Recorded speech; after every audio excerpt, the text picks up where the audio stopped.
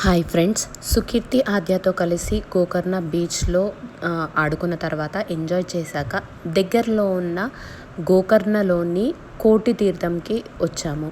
అక్కడ 3 మునకలు వేసి దర్శనానికి వెళ్దామని చెప్పేసి గోకర్ణలోని కోటి తీర్థంలోకి వచ్చాము.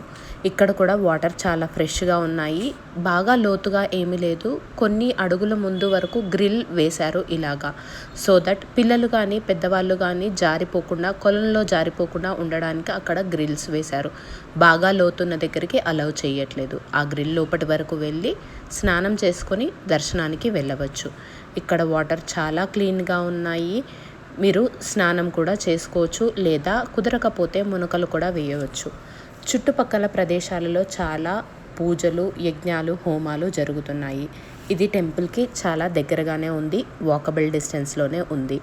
సో జనాలు మామూలుగా గోకర్ణ బీచ్కి వచ్చి ఇక్కడ కోటి తీర్థంలో స్నానం ఆచరించి